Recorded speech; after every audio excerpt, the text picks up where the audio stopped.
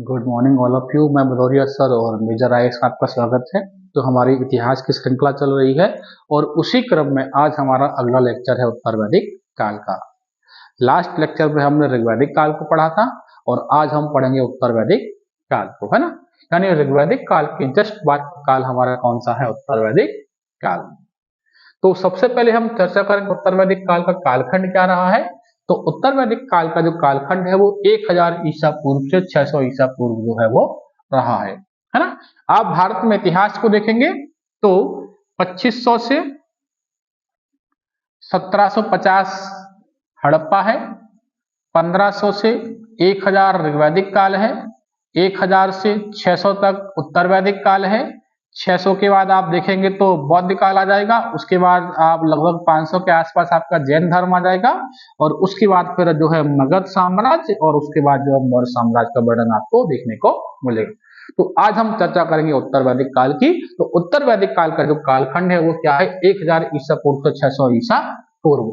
क्योंकि भारतीय इतिहास में इस काल का जो वर्णन है बाकी के सभी जो वेद हैं, अथर्ववेद, सामवेद, यजुर्वेद, उपनिषद, ब्राह्मण ग्रंथ, बाकी जो हिंदू धर्म के ग्रंथ हैं उन सभी से वर्णन मिलता है। इसी कारण से इसे उत्तर वैदिक काल भी कहा गया, यानी वैदिक काल का पीछे वाला हिस्सा है, बाद वाला हिस्सा। ठीक है। तो भारतीय इतिहास में उस काल को जिसमें सामवेद, यजुर्वेद, अथर्ववेद, ब्राह्मण ग्रंथ, उपनिषदों की रचना हुई है उसे हम उत्तर वैदिक काल कहते हैं। और उत्तर वैदिक काल का वर्णन भी हमें इन्हीं सभी ग्रंथों से देखने को मिलता है। ठीक है। इस वैदिक काल में, उत्तर वैदिक काल में क्या है? आर्यों का पश्चिम से पूर्व की ओर विस्तार हुआ, यानी जो आर्य सप्तशृंग प्रदेश में थे वो उत्तर वैदिक काल में आते आते कहां तक पहुंच गए? आर्यावर्त तक पहुंच गए हैं। इसीलिए मैंने आपको स्टार्टिंग में ही आर्यों की पूरी लोकेशन बताई थी। सप्तशृंग प्रदेश से जो है बढ़ते बढ़ते जो है मध्य देश से कहां पहुंचे थे? आर्यावर्त। तो वही जो है उत्तर वैदिक काल में कहां तक पहुंच गए? आर्यावर्त तक पहुंच गए हैं। ठीक है। इस काल में छोटे छोटे, है ना, जो कबीले थे वो क्या है? विलीन हो गए थे। इसीलिए इस काल में आपको बड़े बड़े जनपद देखने को मिलेंगे। इसमें आपको जो है कुरु और पांचाल बड़े बड़े जनपद देखने को आपको मिलेंगे। यानी ऋग्वैदिक काल में जहां आपको जो है 5 प्रकार की व्यवस्थाएं देखने को मिली थी, जो है सबसे पहले आपका जो है परिवार या कुल, उसके बाद जो है जन, उसके बाद जो है आपका राष्ट्र, इस प्रकार से। लेकिन यहाँ पर क्या है? वो सिस्टम समाप्त हो गया है और यहाँ पर कबीले जो है महाजनपद के तौर पर या बड़े कबीले के तौर पर आपको देखने को मिलेंगे। इसी में एक आपका कुरु कबीला देखने को मिलेगा और दूसरा आपका पांचाल कबीला देखने को मिलेगा। ठीक है। पांचाल कबीला उस समय का सबसे विकसित कबीला था। ठीक है। तो पांचाल कबीला क्या है? उस समय का सबसे अधिक विकसित कबीला है, जिसकी राजधानी क्या थी? काम्पिल्य थी। क्या थी? काम्पिल्य। और यहीं की थी महारानी द्रौपदी। द्रुपद यहाँ के राजा थे जो द्रोणाचार्य के मित्र भी थे और उन्होंने एक बार कह दिया था कि जब मैं राजा बनूंगा तो आधा राज्य आपको दान में दे दूंगा, लेकिन बाद में वो नहीं दिया। इसीलिए परिणाम स्वरूप जब उन्होंने शिक्षा सिखाई द्रोणाचार्य ने तो उन्होंने गुरुदक्षिणा में क्या मांगा था? तो पांचाल जो है राज्य ही मांग लिया था। इस काल में छोटे छोटे जो कबीले थे वो एक दूसरे में विलीन होकर बड़े जनपदों का निर्माण करते हैं। जैसे पूर्व भारत मिलकर जो है कुरुवंश बना और दूसरा मिलकर क्या बना? जो पांचाल बना। ठीक है। सबसे पहले क्या है? उत्तर वैदिक काल का कालखंड क्या है? 1000 से 600 ईसा पूर्व। वर्णन कहां से मिलता है? उत्तर वैदिक काल का वर्णन कहां से मिल रहा है? सामवेद, अथर्ववेद, यजुर्वेद, उपनिषद, ब्राह्मण ग्रंथों से मिल रहा है। इसके बाद क्या है? इस काल में जो छोटे छोटे कबीले थे वो मिलकर जनपद बन गए और जनपदों में सबसे दो प्रमुख कबीले कौन से आ रहे हैं? एक तो आपका कुरु कबीला भरतवंश वाला, दूसरा आपका पांचाल। बहुत सारे थे, मत्स्य देश था, है ना। इसके अलावा अंग है, चंपा है, बहुत सारे ऐसे जो है जनपद आपको देखने को मिलेंगे। लेकिन इसमें जो दो सबसे अधिक विकसित हैं वो है आपका भरतवंश का कुरु और दूसरा है आपका पांचाल। पांचाल की राजधानी है आपकी काम्पिल्य और कुरु की राजधानी है आपकी इंद्रप्रस्थ। ठीक है। इसके बाद हम देखेंगे तो 950 ईसा पूर्व में जो है महाभारत का युद्ध हो रहा है। इस महाभारत के युद्ध में कुरु कबीला नष्ट हो गया। आपने महाभारत देखा होगा, महाभारत को वेदव्यास जी महाराज ने लिखा है और इस महाभारत के युद्ध में पांडवों और कौरवों के मध्य युद्ध हुआ था। इसमें बहुत सारा विनाश हुआ, ये 18 दिन चला और उसमें कुरु कबीला जो है पूर्ण रूप से नष्ट हो गया, केवल 5 पांडव ही जो उसमें बचे हुए थे। ठीक है, तो 950 ईसा पूर्व में महाभारत का युद्ध हुआ और उसमें कुरु कबीला जो है पूर्ण रूप से नष्ट हो गया। ठीक है, इस काल में आर्यों का तेजी से प्रसार हुआ क्योंकि उन्हें लोहे की खोज का पता चल गया था। 1000 ईसा पूर्व में अतरंजी खेड़ा से जो है लोहे की खोज हुई और लोहे की खोज होने के कारण क्या हुआ कि बहुत सारे हथियार बनाए जाने लगे, बहुत सारे औजार बनने लगे और साथ ही रथों का निर्माण भी होने लगा। तो हथियार, औजार और रथ, जिसके कारण से ये कबीले के लोग दूसरे स्थानों पर बड़ी आसानी से आवागमन करने लगे।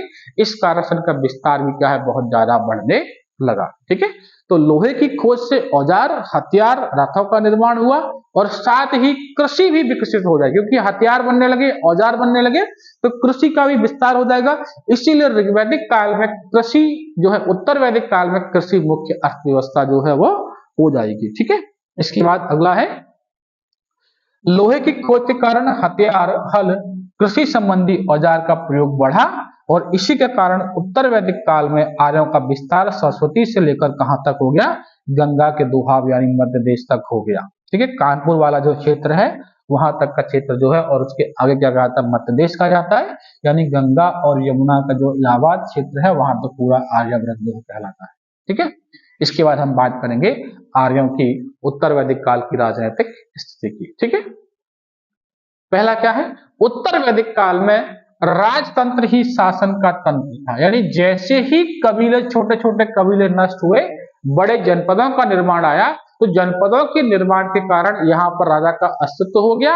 अब राजा ही प्रमुख हो गया और राजा ही भूमि का स्वामी हो गया। इसीलिए राजनीतिक स्थिति में क्या कहा जा रहा है कि उत्तर वैदिक काल में राजतंत्र ही शासन का तंत्र आधार है और कहीं कहीं पर आपको गणराज्य देखने को मिलेगा, यानी कहीं कहीं पर ही गणराज्य है, बाकी समय क्या हो गया है, राजतंत्र हो गया है। ऋग्वैदिक काल में जनतंत्र था, लेकिन उत्तर वैदिक काल में क्या आ गया है, राजतंत्र आ गया है। उसके बाद क्या है, सर्वप्रथम ऐतरेय ब्राह्मण में राजा की उत्पत्ति का सिद्धांत मिलता है और इस काल में राजा का पद कैसा हो गया, वंशानुगत हो गया। यानी ऐतरेय ब्राह्मण बता रहा है कि राजा की उत्पत्ति कैसे हुई और किस प्रकार से राजा का पद क्या है, वंशानुगत हो गया है। ऋग्वैदिक काल में जनतंत्र था, लेकिन उत्तर वैदिक काल में क्या हो गया है, उत्तर वैदिक काल में राजा की उत्पत्ति का सिद्धांत आ गया है और राजा का पद कैसा हो गया है, वंशानुगत हो गया है। ठीक है, इसके बाद राजा के राज्याभिषेक के लिए राजसूय यज्ञ, उसके अलावा वाजपेयी यज्ञ और अश्वमेध यज्ञ, 3 यज्ञों को आपको देखने को मिलेगा। एक तो है राजसूय यज्ञ, एक है अश्वमेध यज्ञ, एक है वाजपेयी यज्ञ। ठीक है, राजसूय यज्ञ में क्या है, राजतिलक के लिए होता था, यानी किसी राजकुमार का राजतिलक करना है तो राजसूय यज्ञ करते थे। उस राजसूय यज्ञ में बड़े बड़े पंडितों को बुलाकर राजकुमार का राजतिलक होता था। इसके अलावा अश्वमेध यज्ञ में क्या होता है, जब राजा को चक्रवर्ती सम्राट बनना होता था तो वो जो है अश्वमेध यज्ञ का आयोजन करते थे और उसमें आसपास के पड़ोसी राज्यों को बुलाते थे। जो राज्य आ गया समझिए वो उनके अधीन है।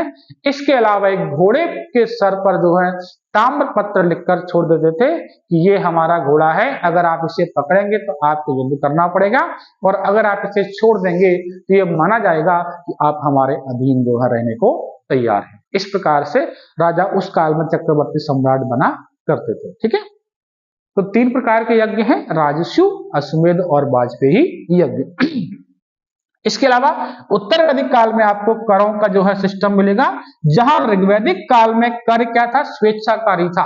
अगर किसान को लगता है तो कर दे, अगर उसके पास व्यवस्था नहीं है उसे कर देने की आवश्यकता नहीं थी। लेकिन उत्तर वैदिक काल में राजाओं ने क्या है, कर को कंपलसरी कर दिया, यानी कि अब आपको कर देना ही पड़ेगा। ठीक है, तो ये थी कुछ प्रमुख राजनीतिक स्थिति। इसके बाद है अन्य प्रावधान क्या है, इस काल में राजा भूमि का स्वामी बन गया और प्रजा से क्या है, निश्चित कार्य लेने लगा, जो मैंने अभी आपको बताया था। ठीक है, इसके बाद अगला प्रावधान क्या है, उत्तर वैदिक काल में सभा और समिति की भूमिका बदल गई और विदत नामक संस्था को समाप्त कर दिया।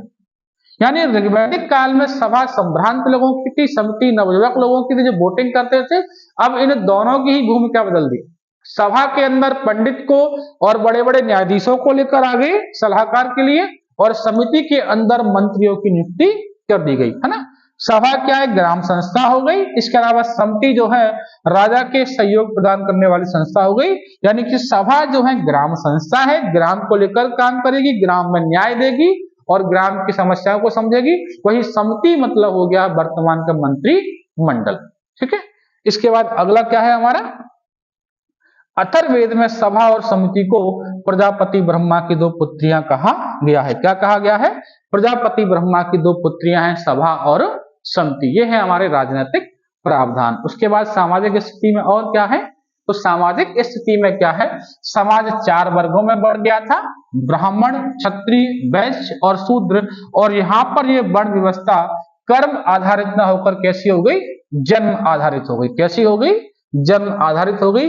यानी कि जिस व्यक्ति का जिस कुल में जन्म होगा वही उस कुल की वर्ण व्यवस्था हो जाएगी। जो वर्तमान तक चली आ रही है, ब्राह्मण में आपने जन्म लिया है तो आप ब्राह्मण ही कहलाएंगे, भले आपका कार्य कुछ भी हो। ऋग्वैदिक काल में वर्ण व्यवस्था कैसी थी, कर्म पर आधारित थी। उत्तर वैदिक काल में कैसी है, उत्तर वैदिक काल में वर्ण व्यवस्था जन्म पर आधारित ना होकर, कर्म पर आधारित ना होकर जन्म पर आधारित जो है वो हो गई है, ठीक है। इसके अलावा गोत्र व्यवस्था का प्रचलन भी यही से है, क्योंकि जन्म पर आधारित ही हो गई है तो गोत्र व्यवस्था का प्रचलन तो हो ही जाएगा, ठीक है। इसके अलावा उत्तर वैदिक काल में 4 पुरुषार्थ का वर्णन मिलता है, धर्म, अर्थ, काम और मोक्ष। धर्म, अर्थ, काम और मोक्ष।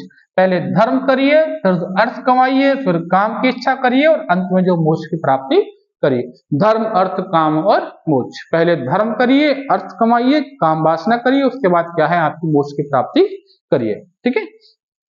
इसके अलावा उत्तर वैदिक काल में स्त्रियों की स्थिति में जो गिरावट आई वो सबसे अधिक दयनीय थी।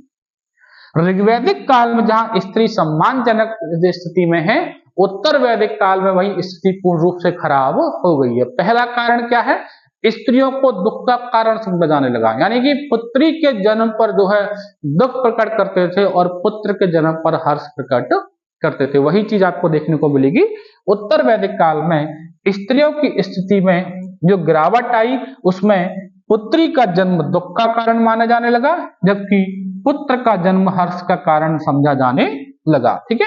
उत्तर वैदिक काल में अंतरजाति विवाह, बहु विवाह, विधवा विवाह, नियोग विवाह, दहेज प्रथा का प्रचलन भी क्या बढ़ गया। यानी कि अंतरजाति विवाह, इंटरकास्ट मैरिज, इसके अलावा बहु विवाह, विधवा विवाह और जो है नियोग विवाह का प्रचलन जो है बढ़ गया। साथ में ही दहेज प्रथा का प्रचलन भी बढ़ गया। जो दहेज प्रथा ऋग्वैदिक काल में नहीं थी, लेकिन उत्तर वैदिक काल आते आते दहेज प्रथा कैसी जो है वो बढ़ गई, ठीक है। इसके अलावा बाल विवाह, पर्दा प्रथा, सती प्रथा, इनका उल्लेख हमें जो है ऋग्वैदिक काल में देखने को नहीं मिलता है, ठीक है। क्या क्या है, बाल विवाह,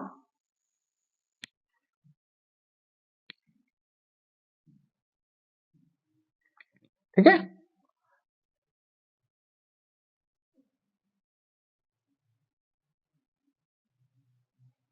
ठीक है।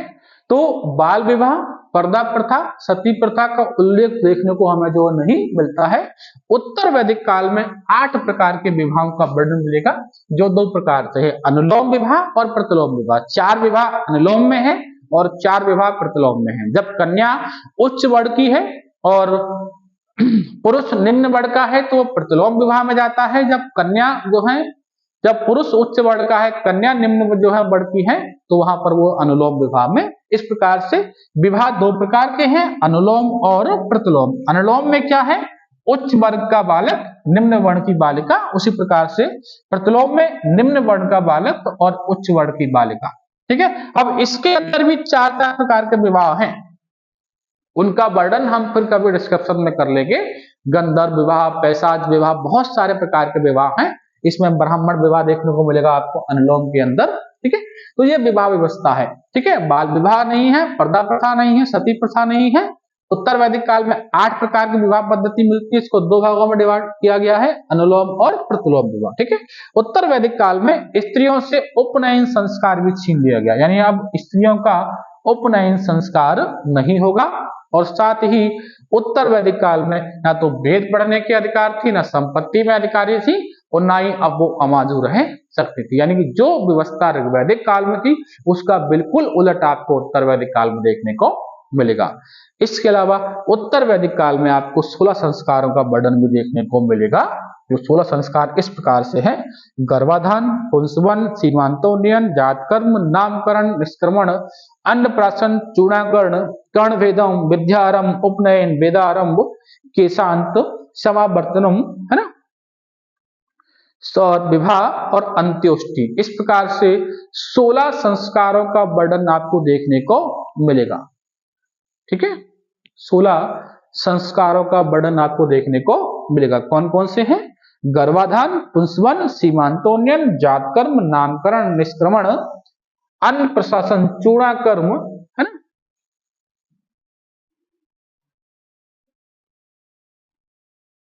अब आपको दिख जाएगा, है ना, गर्भाधान, पुंसवन, सीमांतोन्नयन, जातकर्म, नामकरण, निष्क्रमण, अन्नप्राशन, चूड़ाकरण, कर्णवेदम, विद्यारंभ, उपनयन, वेदारंभ, केशांत, समावर्तनम, विवाह और अंत्योष्टि। 16 संस्कारों का वर्णन आपको कहां देखने को मिलेगा? उत्तर वैदिक काल में देखने को मिलेगा। ठीक है, इसके बाद हम बात करेंगे उत्तर वैदिक काल की राजनीतिक स्थिति। तो जैसा मैंने आपको बताया था, जो कि उत्तर वैदिक काल में लोहे की खोज हो गई थी, तो लोहे की खोज के कारण कृषि मुख्य अर्थव्यवस्था यहाँ पर हो गई। तो वही चीज हमें देखने को यहाँ पर मिल रही है। क्या है? कृषि मुख्य आधार हो गया है। अब पशुपालन जो है दूसरे स्थान पर चला गया है। तो उत्तर वैदिक काल में आर्यों की अर्थव्यवस्था का मुख्य आधार कृषि हो गया। कृषि के बारे में उल्लेख हमें कहां से मिलता है? शतपथ ब्राह्मण से देखने को मिलता है। ठीक है, इसके अलावा उत्तर वैदिक काल में लोहे को कृष्ण अयस्क कहा गया है या श्याम अयस्क कहा गया है। इसकी खोज कहां से हो रही है? अतरंजी खेड़ा से हो रही है। ठीक है, वहीं अगर धार्मिक स्थिति की बात करेंगे तो इस काल में धार्मिक जीवन में अत्यधिक महत्वपूर्ण परिवर्तन आया। इसके कारण से कर्म कांड की जटिलता जो है बढ़ गई थी। यानी कि जहां पर ऋग्वैदिक काल में भगवान और मनुष्य के बीच में केवल अग्नि देवता थे, यहां पर जटिलता बढ़ गई। अब ब्राह्मण का अस्तित्व आ गया। ब्राह्मण के बिना यज्ञ नहीं हो रहा है। ब्राह्मण ने जटिलताएं बढ़ा दी। आप मंत्र गलत पढ़ लोगे तो उसका नुकसान हो जाएगा, उसका पाप लगेगा। तो जिसके कारण से ब्राह्मण मीडिएटर हो गया तो समस्याएं जटिलता में बढ़ने लगी। इस कारण से यहाँ पर क्या समस्या है? बढ़ गई थी। ठीक है, धार्मिक जीवन में पुरोहित का प्रत्यक्ष स्थापित हो गया और प्रत्येक वेद के लिए अलग अलग पुरोहित क्या स्थापित कर दिए गए। ठीक है, ब्रह्मा नामक पुरोहित इस बात की जांच किया करते थे यज्ञ विधि पूर्वक हुआ है या नहीं। यानी इसी कारण से जटिलताएं बढ़ गई, क्योंकि ऋग्वैदिक काल में हम केवल ऋचाओं का उच्चारण करेंगे और अग्नि के माध्यम से अपनी बातों को भगवान तक पहुंचाएंगे। लेकिन यहाँ पर पुरोहित वर्ग चेक जो है जांच कर रहा है कि आपने मंत्रों का उच्चारण सही से किया है या नहीं, या आपका यज्ञ जो है विधि पूर्वक सफल हुआ है या नहीं। इसी कारण से यहाँ पर जटिलताएं बढ़ती चली गई। इसके अलावा उत्तर वैदिक काल में ब्रह्मा विष्णु महेश का अस्तित्व आया और इंद्र का अस्तित्व क्या है? महितहीन हो गया। यहाँ पर प्रजापति ब्रह्मा को सर्वश्रेष्ठ देवता के रूप में स्थापित किया गया है, क्योंकि प्रजापति ब्रह्मा ही क्या है? प्रकृति के बनाने वाले हैं। इसीलिए प्रजापति ब्रह्मा जो है प्रकृति में प्रमुख देवता है। अगर कभी क्वेश्चन बन जाए कि उत्तर वैदिक काल में प्रजापति ब्रह्मा कौन से देवता है, तो सर्वश्रेष्ठ देवता है। इंद्र का अस्तित्व समाप्त हो रहा है। आपने महाभारत काल में देखा होगा कि जब कृष्ण भगवान जो है गोकुल के लोगों से कहते हैं कि आप जो है इंद्र की पूजा क्यों कर रहे हैं, आप तो गोकुल जो है पर्वत की पूजा करिए, गोवर्धन की पूजा करिए, वही आपको चारा, वही आपको हरियाली देते हैं, वही आपको वर्षा देते हैं, वही आपको सारी जो है चीजें दिलाते हैं। आप इंद्र की पूजा कर रहे हैं। तो वहां पर उन्होंने गोवर्धन की पूजा की, जिसके कारण से इंद्र नाराज हुए। भगवान ने गोवर्धन पर्वत उठाया और वहीं से इंद्र का अस्तित्व धीरे धीरे कम हो गया और 3 देवताओं का नाम आता है ब्रह्मा विष्णु महेश। इसमें ब्रह्मा जी को सर्वश्रेष्ठ देवता माना गया है, क्योंकि वही प्रकृति को बनाने वाले हैं, वही पृथ्वी को बनाने वाले हैं, वही मानव सभ्यता को बनाने वाले हैं। ये था हमारा उत्तर वैदिक काल। एक बार हम वापस से पूरा रिपीट कर लेते हैं, बिल्कुल 2 मिनट के अंदर। कालखंड क्या है? 1000 से 600 ईसा पूर्व। वर्णन कहां से मिलता है? सामवेद, यजुर्वेद, अथर्ववेद, ब्राह्मण ग्रंथ जो उपनिषदों से। उसके बाद क्या है? विस्तार कहां हुआ? पश्चिम से पूरब की ओर। ठीक है, इसके अलावा क्या है, इस काल में छोटे छोटे कबीले थे वो बड़े कबीलों में कन्वर्ट होगा, जिसमें पांचाल और कुरु कबीला बहुत बड़ा था। उसके बाद महाभारत का युद्ध हुआ, महाभारत के युद्ध में जो है कुरु कबीला नष्ट हो गया, केवल 5 पांडव बचे। इसके बाद आर्यों का तेजी से प्रसार हुआ क्योंकि लोहे की खोज हो गई। लोहे की खोज के कारण हथियार, हल, कृषि संबंधी औजार बने, इसके कारण से कृषि का विस्तार हुआ। और साथ ही इस काल में आर्यों का विस्तार सरस्वती नदी से कहां तक हो गया है, तो आपका मध्य देश तक हो गया। इसके अलावा राजनीतिक स्थिति, क्योंकि कबीले थे, राजा तंत्र आ गया तो राजा प्रमुख स्थान पर हो गया, उसकी प्रजा हो गई, राजा भूमि का स्वामी हो गया। अब राजा के आधार पर ही शासन चलने लग गया, तो वही आपको देखने को मिलेगा। इसके बाद क्या है हमारा, है ना, सामाजिक स्थिति। ठीक है, तो ये सारा हमारा उत्तर वैदिक काल था। अगर आपको कहीं डाउट हो तो क्वेश्चन आप पूछ लेना कमेंट में। अगर आपको हमारा वीडियो अच्छा लगे तो हमारे चैनल को सब्सक्राइब करें, बेल आइकन का बटन दबाएं और लाइक करें। Thank you.